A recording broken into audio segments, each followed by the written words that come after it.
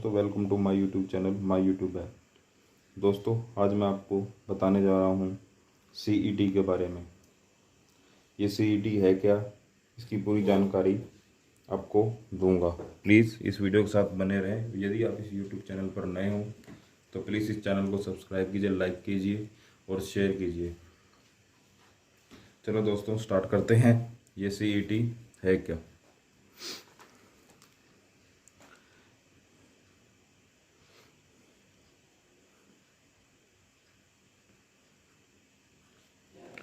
दोस्तों, ये भी भारत सरकार ने जो सीईटी लागू किया है, ये सीईटी का मतलब है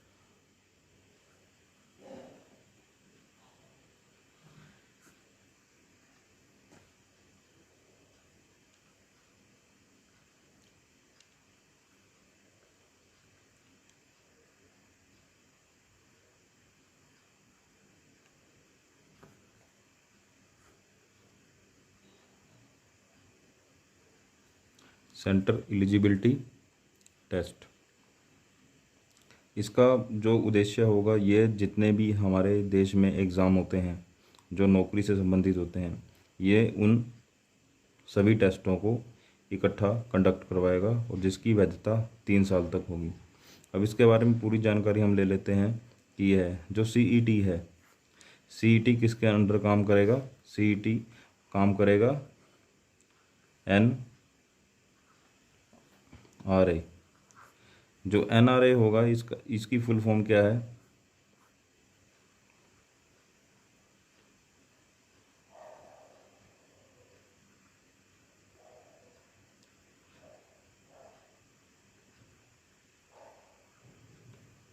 और ए का मतलब है एजेंसी।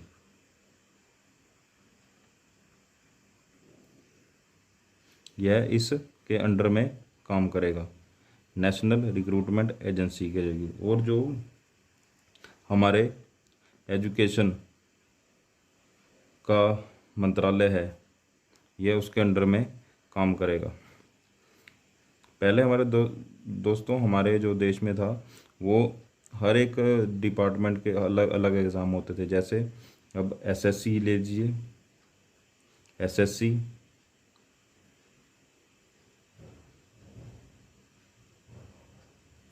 रेलवे और IBPS।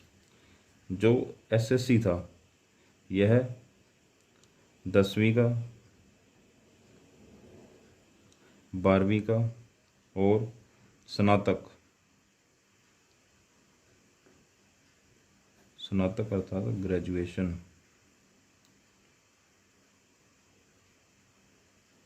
ग्रेजुएशन तक के एग्ज़ाम लेता था, जिसका सारा ऐसे ही करता था। इसमें ये एग्ज़ाम करवाते थे प्री और मेंस।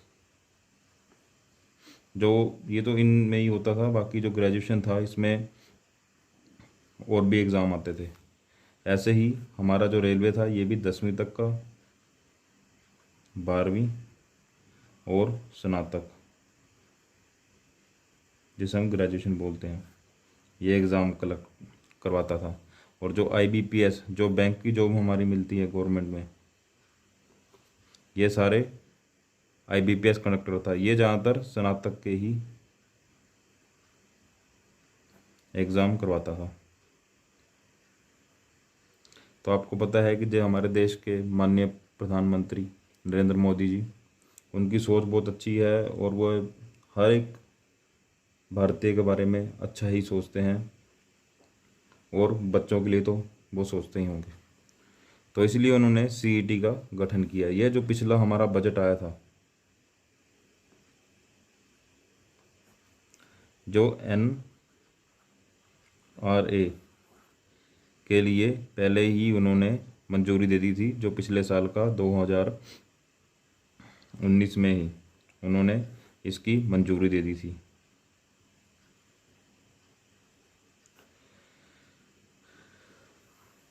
अब आपको बताते हैं कि जो सीईटी है, यह अपना काम कैसे करेगा।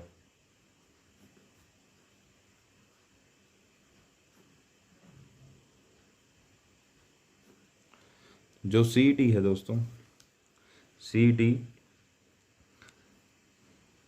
एक एग्ज़ाम कंडक्ट करवाएगा जो कि साल में 2 बार होगा। जो सीईटी एग्ज़ाम कंडक्ट करवाएगा नौकरी के लिए,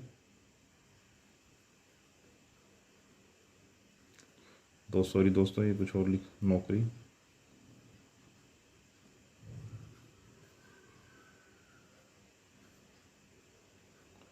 नौकरी के लिए जो एग्ज़ाम कंडक्ट करवाएगा उसकी जो वैधता होगी वह 3 साल तक होगी, और ये आपको एग्ज़ाम केवल एक बार ही देना होगा।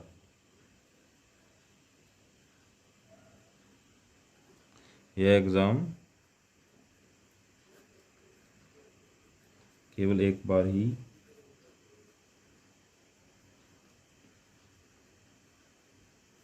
आपको देना होगा। ये दोस्तों आप ध्यान रखना, ये एग्ज़ाम आपको एक बार देना है यदि आप उसका एग्ज़ाम प्री क्लियर कर लेते हो। और जो उसकी प्री की, इसके लिए भी कुछ कंडीशन बनाई गई है कि जो सीईटी की में यदि कोई जो भी एग्ज़ाम लेंगे उसमें आपको 60% अंक लेने ज़रूरी होंगे,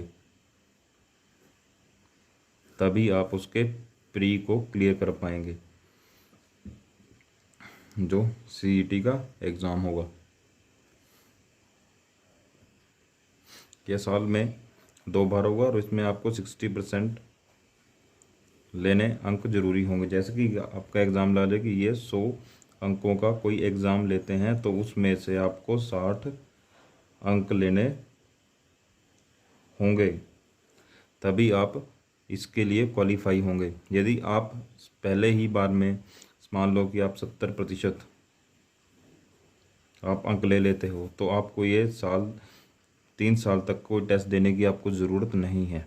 और ये आपके जो 70% अंक होंगे ये उस टेस्ट के लिए मान्य होंगे जो भी हमारी आने वाली जितनी भी नौकरियों के एग्ज़ाम होंगे प्री के लिए। मेंस को आपको एग्ज़ाम देना ही होगा।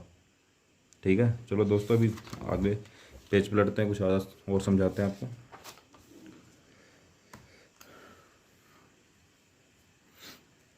अभी कुछ बच्चों के दिमाग में कन्फ्यूजन है कि ये एसएससी एग्ज़ाम अलग कंडक्ट करवाता है, वो एसएससी का हो गया, या जो रेलवे है वो रेलवे का कंडक्ट करवाता था, और जो आईबीपीएस है वह बैंक का कंडक्ट करवाता था। लेकिन ऐसा कुछ नहीं है, अब सारा एग्ज़ाम इकट्ठा ही होगा। लेकिन अब जो मेन क्वेश्चन आता है कि जो कोई स्नातक है, जिसके पास स्नातक डिग्री है और उसने कोई ये सीईटी का एग्ज़ाम क्लियर कर लिया है प्री का, ठीक है, प्री का एग्ज़ाम क्लियर कर लिया है, तो वह जो 10वीं की जितनी नौकरियां आएंगी और वही 12वीं की सभी के लिए एलिजिबल होगा। उसे सिर्फ एक ही एग्ज़ाम देना होगा। लेकिन जो 10th है उसे अपने 10th लेवल तक का एग्ज़ाम देना होगा, और जो सीईटी में देगा +2 है तो वह +2 लेवल तक का एग्ज़ाम होगा। स्नातक को सिर्फ एक ही एग्ज़ाम देना होगा, वह इसके लिए भी मान्य होगा और इसके लिए भी मान्य होगा। लेकिन 10वीं वालों को अपना 10वीं का और 12वीं वालों को अपनी क्वालिफ़िकेशन के अकॉर्डिंग ही एग्ज़ाम देना होगा। ठीक है दोस्तों, इससे हमारे को फ़ायदा क्या होगा दोस्तों? अब हम हमारे को इससे ये फ़ायदा होगा कि आपने कोई भी एग्ज़ाम, जैसे एसएससी का आपने कोई एग्ज़ाम फिल किया है और वहीं पे आपने साथ में आईबीपीएस का भी एग्ज़ाम किया है, यह भी एग्ज़ाम आपका 20 दिसंबर को आ गया और उधर से इसका एग्ज़ाम भी आपका 20 दिसंबर को आ गया, तो इसमें आपकी जो टाइम वेस्टेज है, आप सिर्फ एक ही एग्ज़ाम एक समय में दे पाओगे, या तो ये दे पाओगे या आप ये दे पाओगे। तो आप कन्फ्यूज़न रहोगे कि हाँ यार कौन सा एग्ज़ाम दे जाऊँ, किसकी मेरी अच्छी तैयारी है, किसकी मेरी कम तैयारी है, तो आप कन्फ्यूज़न होगी। अब यदि आप दोनों का एक ही टेस्ट होगा, आपका में सिलेबस सेम होगा, कोई सिलेबस चेंज नहीं होगा, सेम मैथ होगा, इंग्लिश होगी, रीजनिंग होगी और इंग्लिश होगी, ये आपका बिल्कुल सेम रहेगा। इसमें कुछ भी नहीं कर सकता कि इसमें कम आएगा या कुछ ज़्यादा आएगा। तो इसमें जैसे अब आपको बोला है कि 60% अंक, 60% अंक में आपको लाने ज़रूरी ही होंगे, तभी आप सीईटी में एलिजिबल होगे। 60% से यदि आपके कम होगा तो आप इसके लिए एलिजिबल नहीं होगी, आपको ये साल में दोबारा भी टेस्ट देना पड़ेगा। यदि आप पहली बारी में 60 से अधिक नंबर लेते हो तो आपको दोबारा 3 साल तक टेस्ट देने की कुछ भी ज़रूरत नहीं है।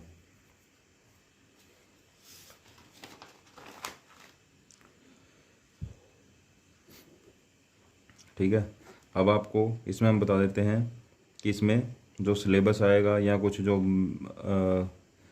सब्जेक्ट वाइज है वह नंबर कैसे कैसे आएंगे। जैसे अब इसमें मैथ का पोर्शन लगा लीजिए। मैथ में इसमें जो स्नातक तक का होगा, स्नातक में आपको इसमें स्नातक के लिए ग्रेजुएशन बोलते हैं जिसे, स्नातक में इसमें आपका ये 50 नंबर आ जाएगा। इंग्लिश भी 50, रीजनिंग 50 और जीके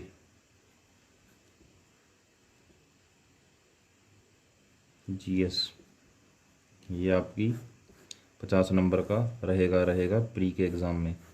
तो ये टोटल अंक बनेंगे 200। तो आपको इसका 60 लेना है, आपको 60%।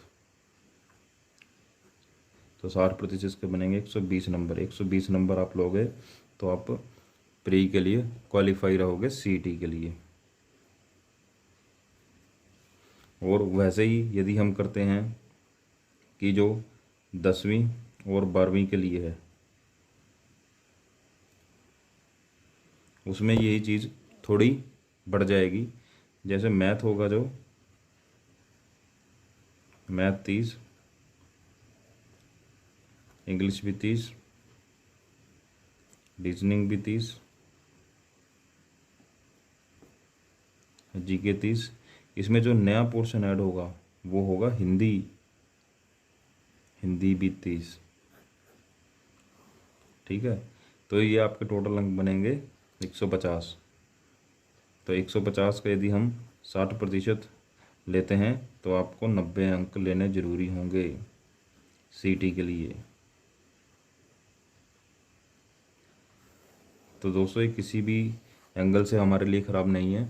यदि सीईटी लागू हो जाएगा तो यह अपना काम 2021 से पूर्ण रूप से काम करना शुरू देगा। यदि आप दोस्त ये वीडियो अच्छी लगी हो तो प्लीज़ इस वीडियो को लाइक कीजिए, शेयर कीजिए और इस चैनल को सब्सक्राइब भी कीजिए। धन्यवाद।